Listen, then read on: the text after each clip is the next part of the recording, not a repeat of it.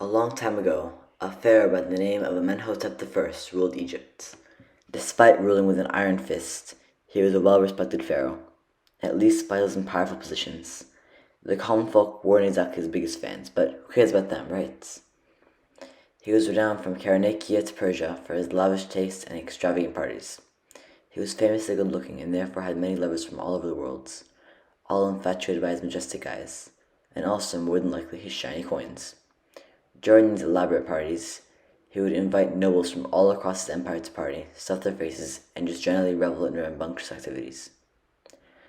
Amenhotep was only unpopular with the peasants because of his new palace, which he built on top of a village, and then refused to pay them a dime of what their land was worth.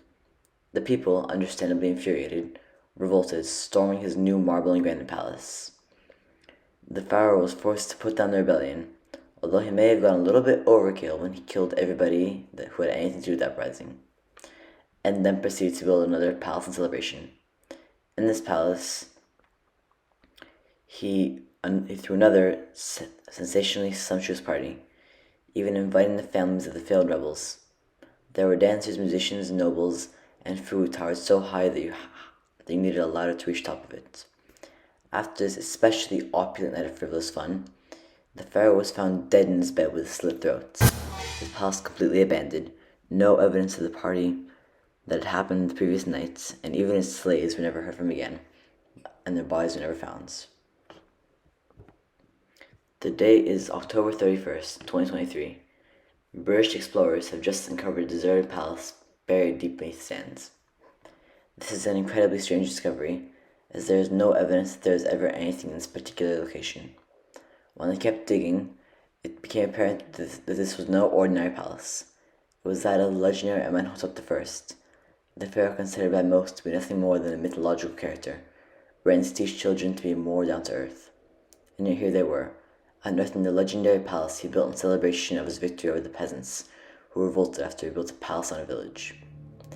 The excavation had initially started at the beginning of the year, but it just took so long because A, it was buried thousands of tons of sand, and B, it was so large that it took them about 9 months to finally get through most of it. Today was the last day of excavation, the day where they finally entered his bedroom. What they found left them dumbfounded. Instead of finding a skeleton sitting in the bed, they found a sarcophagus, inscribed in hieroglyphics with the words, "When I rise from the dead, the world will tremble." The head explorer, John Smithington, actually burst out laughing, thinking it was just some bewildered ancient malarkey. He opened the outer sarcophagus, revealing the ornate, bejeweled inner sarcophagus, covered in gold, with ruby accents.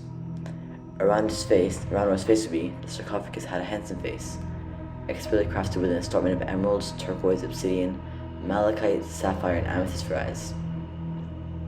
On the body, there was another message, this time inscribed in lapis lazuli, that read, "Whoever disturbs my slumber, shall awake an invader more terrible than I."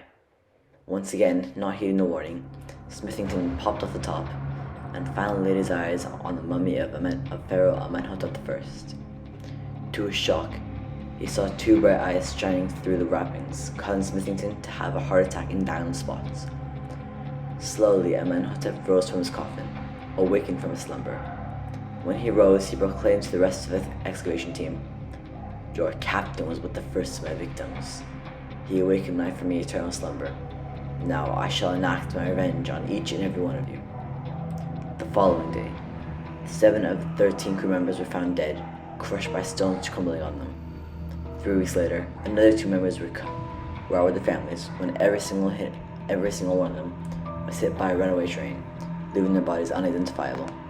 The next day, the vice captain's house was struck by lightning, killing everyone inside. Then, nearly a day later, 3 more crew members were shot, each in a different place, but all simultaneously. Lastly, the mummy emerged again on Halloween in 2024 to kill his last victim. He found him, conveniently, sightseeing in Egypt. Amenhotep followed the man and his family to Cairo Tower, when they were looking over the edge, admiring the view of the beautiful city below. Amenhotep struck, lifting the man up easily with one hand. He threw him into the Nile below. He allowed his family to live, but on the condition that each Halloween they make a human sacrifice to them.